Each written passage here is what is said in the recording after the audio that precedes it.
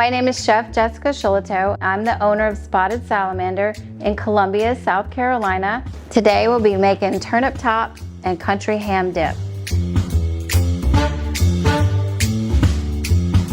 I love this dish. It's super easy. It's really great for entertaining, especially for football. We have country ham, cream cheese, sour cream, turnip tops, Parmesan cheese, fresh garlic, and salt and pepper, and white wine. So these are some fresh, great local turnips we got from Bradford Farms. The first step, we gotta cut the turnips up. We're gonna stew them in some salted water for about 30 minutes. We normally would cook them with a little bit of salt, sugar, some vinegar. We're gonna cover them with water and then stew them for about 20 to 30 minutes until they're really tender. So after about 20 minutes of boiling liquid, our turnip tops have simmered down and they're really soft and really easy to deal with. And this is the best ingredient to our dip. And that's about a cup. So we're just gonna add these to the mixer. Next, we're gonna add some country ham. We're gonna add about a half a cup. Then we need 8 ounces of cream cheese.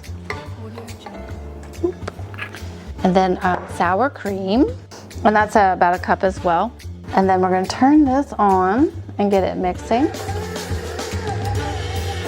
Next, we're gonna add Parmesan cheese. We're gonna leave a little bit to put on the top. So we're gonna leave about half to put on top. Some fresh garlic. And that's about a half a tablespoon. And then some salt and pepper. Then after it's all good and mixed, we're gonna add about a half a cup of white wine. And then after that, we're gonna spray our dish.